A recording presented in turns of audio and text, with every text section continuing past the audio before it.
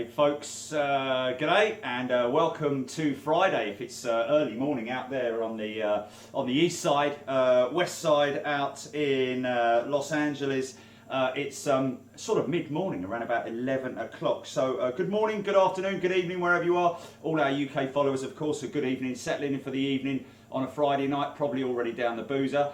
So just having a few shandies and all that. But anyway, whatever you're doing, hope you're doing it responsibly and enjoying it. Hope you've had a great week. We certainly have. What about, Milan Malpensa on Monday? A big shout out to all those guys and girls out there who really helped us out. And officially, I have heard, guys, that the Tigers have been put into their new pastures and they are very happy, wandering free, and so that was good news to hear. And we're going to follow up if we can to get out there even are we all right, GP? Sorry, try. Oh, thanks, Lee Russell. You're a legend. You don't need to do that, guys. You're a star. But anyway, listen, thank you so much. I'm standing in a slightly different position today, just because I thought I'd bring you something a little bit different this week from our great friends at Aviation Retail Direct. Come to that in a little bit. So yeah, again, Milan Cargo Centre, the Cargo City, should I call it. Again, we personally believe that it's far more active out there in Milan than over here at London Heathrow. You certainly don't get 3 Nippon Cargo 747s in there a week. You get the Al Nippon 777 into London Heathrow, but that's passenger. But I think that London Heathrow actually count their freight from the passenger, the belly freight that comes out of the Al Nippon cargo, Al Nippon 777. I think they carry that and add that onto their overall freight figures. So it's a little bit cheeky, if you ask me. I think you'll find that the figures that are coming from Milan are true freight figures that are coming out of freighters. They do, of course, have a certain amount of belly freight that goes into the other aircraft as well, but predominantly it's the big stuff that comes in there 3 times a week, 7 times a week. Qatar is in there 7 times a week. You see ABC going in there. We saw 2 747s in there on that day, and these are the kind of movements that you just don't see at London Heathrow. So a big thumbs up to Milan, and when they open that new DHL centre, we're going to be out there covering that live with all our channel members. So something to look forward to in the upcoming future with those guys. A quick shout out. Somebody asked a while back about what is the best binoculars to use for plane spotting. And this one, from, if you remember when we were out at Los Angeles, LAX Mike, our great friend out there, hello Mike if you're listening, Leica apparently, and I'm sure a lot of you guys will back this up, but Leica are the best plane spotting binocs. And this is what he's saying, they allow the best light, low light performance, and ability to read registration letters and see accurate colours. So there you go. Thanks to Mike from that. Again, Leica, L-E-I-C-A. You might want to look that one up. And if you're thinking about buying some binoculars. So a little bit of Airbus news. Czech Airlines, you might have read it in the news, they've ordered 4 new A220 aircraft, and they have upsized 3 of their 320neos to the XLR, the long-range variant of the aircraft. So that basically means that the boys and girls in Broughton are going to be very busy because they obviously are manufacturing and assembling the wings at Broughton here in the UK. So those wings, they are modified to allow bigger tanks, as we've seen with the Aer Lingus A321 long range that I saw this morning actually going out of London Heathrow. I think they're doing flight affiliation, just testing the aircraft between here and Dublin before they put it on the long range route that might well take place of perhaps the 757 that they've got on that route. Vietnam Airlines, we're all used to seeing Vietnam Airlines Dreamliner at London Heathrow. They have just accepted their 100th aircraft, which is fantastic to see, and it was a Boeing 787-10 A873, handed over on October the 18th. It's the third of 8 Boeing 787-10s, and hopefully we'll see one of those coming into London Heathrow because, well, we just hope it will be coming into London Heathrow.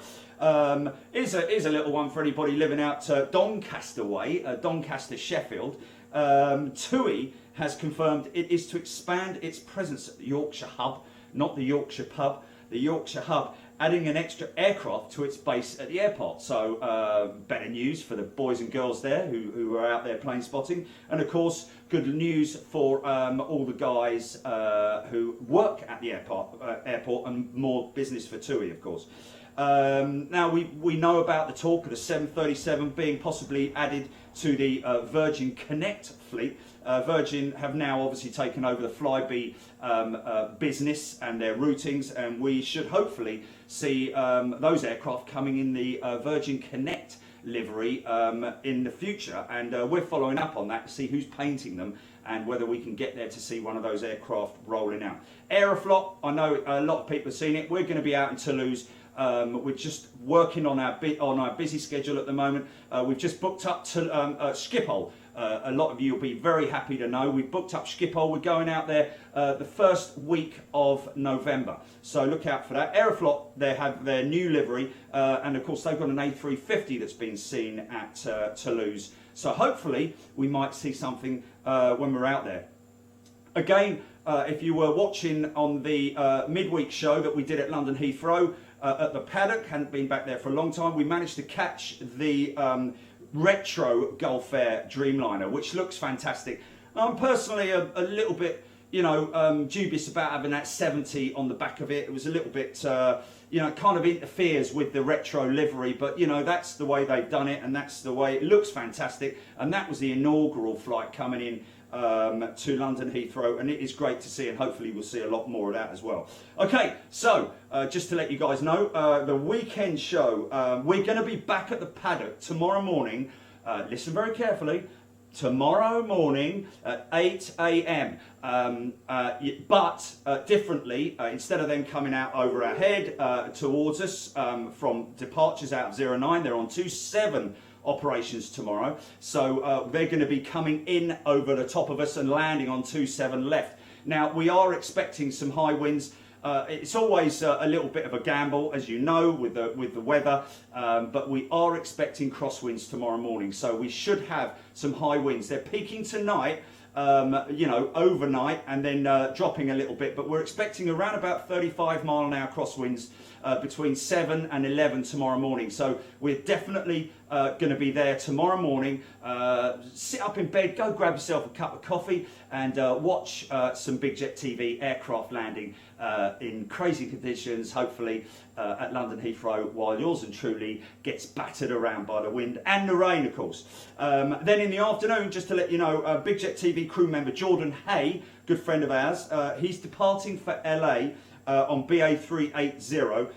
We'll be bringing you that live and exclusive from our position at the Renaissance around about 4 p.m. So you might want to tune in for that. I'll also let you know at the end of the Freeview, and also I'll remind our members tomorrow at the end of the main show as well. So there you go. I hope all of you guys can join in tomorrow. Listen, here's Jilly, here's a little bit, you've got this lined up, here's a little bit of an idea of what you're likely to be looking at tomorrow morning if you tune into Big Jet TV. Okay, so,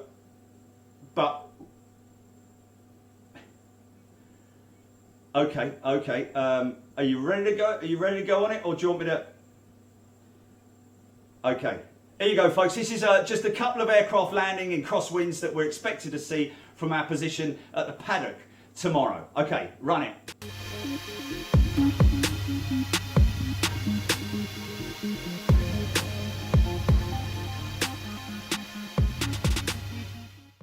Look at the power coming on from the slinger.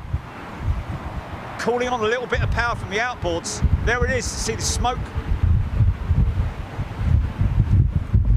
So that's auto, that's probably auto, I'd imagine.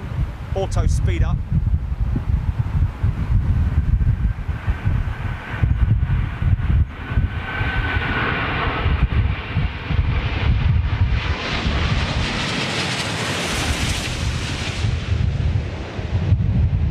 check out the wing flaps. See the flaperons on the outer edge of the wing? Look at that.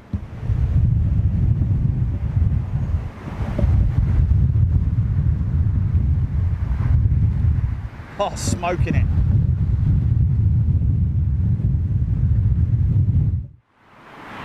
Come along now, darling. Kevin Garside. Way, hey, easy, son.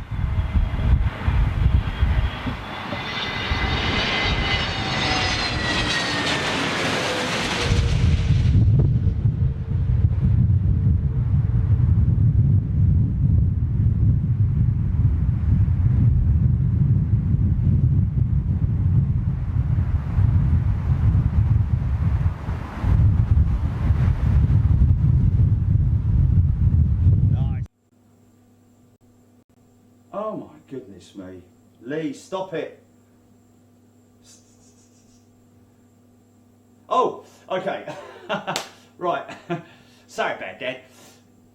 So there we go, folks. Just a little idea of what you're likely to see tomorrow morning. Hey, why have I got a model of a Vulcan here, folks? Why have I got that?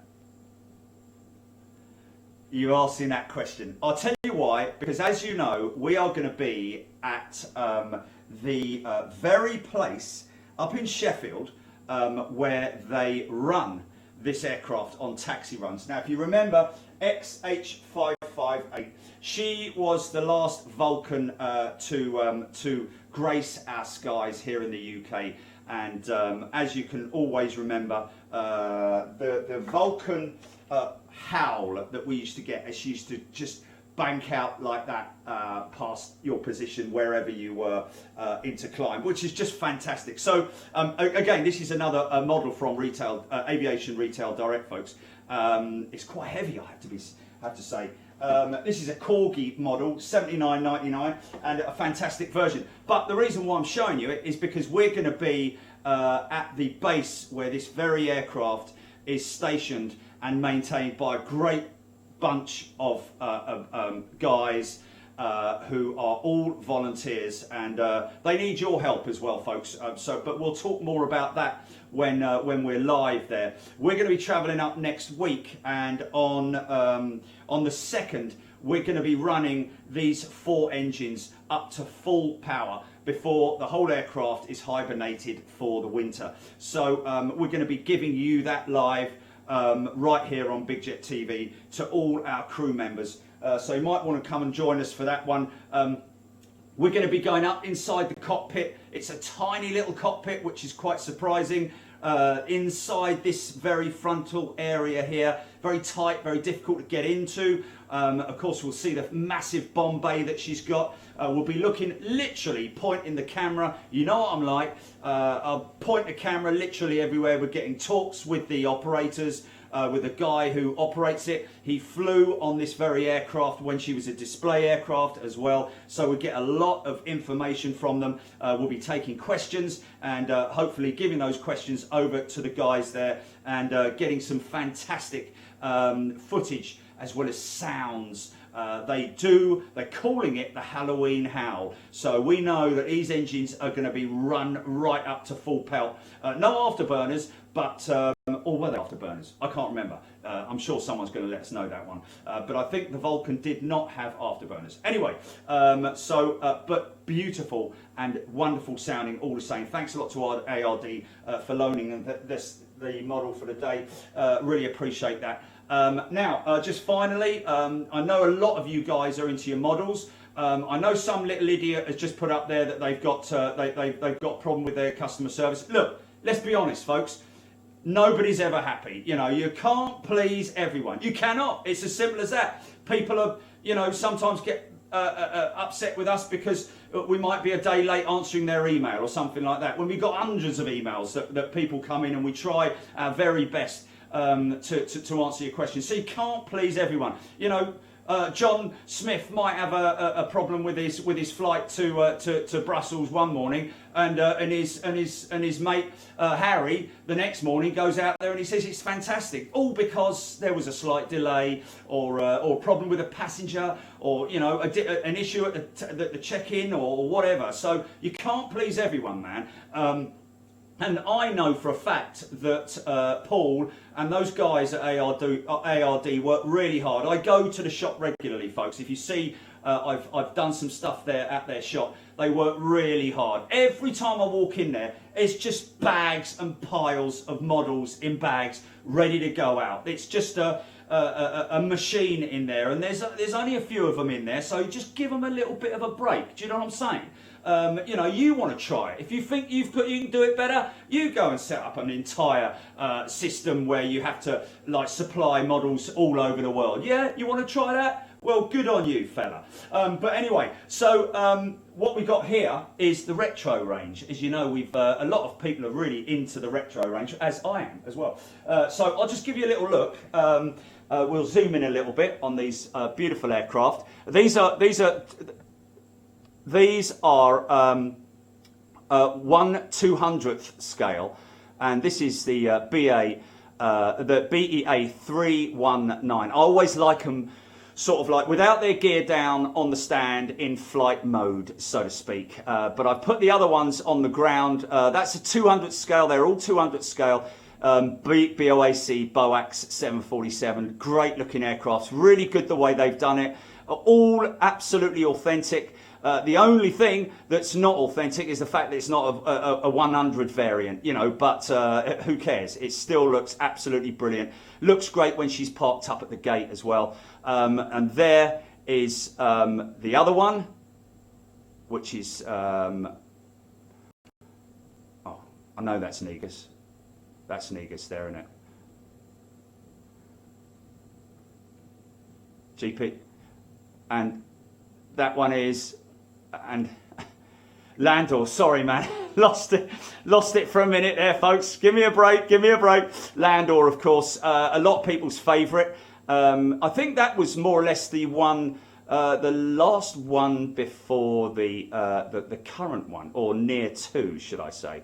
And then of course you've got Negus at the end there. What I like about the Negus is the grey, you what? Is the unique grey engine cowls on the Negus. So you know, each to their own. 139 quid around about that for those models, and around about 80 quid for the little 319. So there you go. Great looking models, and thanks again to the folks at ARD for working so hard and doing what they can. And you know, just finally, we kind of got this. Hold on a minute. God bless you, blow me around and do debt me lurky. So yeah, and I've got this little thing here. It's quite cool, isn't it? Little sticker. 2 quid, couple of quid. I'm sure if you buy one of those, they might throw one in for you.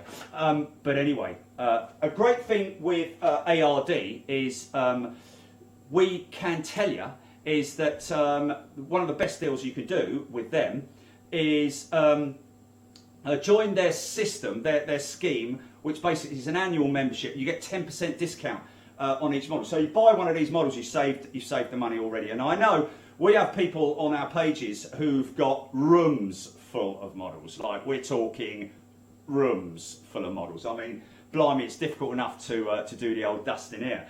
But I don't know how they do that. They must have a little feather duster and all that stuff. But anyway, fair play. Other than that, we will see you tomorrow morning. Anything else? Anything else that anyone's talking about? No questions and all that. Okay. Yeah, the retros, man. Fantastic, fantastic. Well done to British Airways, by the way, for doing that. I must say, it's kind of as if. I mean, I think Lufthansa were first to bring out their 321. They were before that. I think the Aer Lingus has been around a lot longer than that as well. But if you remember, a long time ago, we did put out a petition for 2 years ago for British Airways to do the BOAC. That's the one that I wanted. You know, but I think they probably already had it in the system anyway, all set up for their 100th anniversary, which they've got there. And of course, the great thing is that these 747s theoretically should be the last 3 that go to the scrappers. And that will be a very sad day. And of course, all the 747 retirement shows are live on Big Jet TV. Also, just to let you know, in terms of a scrapyard show, we will be flipping heck. Put it down, son. Just get down there. Anyway, is it gone all dark? Anyway, yeah. So we will see you tomorrow morning at 8 o'clock, folks. Enjoy the rest of your evening. Enjoy your day, whatever you're doing, and we will catch up with you tomorrow morning, bright and early, 8 a.m. if you can make it. And of course, the reason why we're doing it, and I'm glad we're doing it, is so that we can get a good one for our friends out in the east, in Australia. And all those great countries, Kiniko in Japan, and all those guys out in the Far East. So we will look forward to seeing you tomorrow morning. Hashtag Aussie Crew. We will see you out there. And look after yourselves, folks. See you tomorrow morning at 8 o'clock sharp. Stand by your beds. Right, Julie.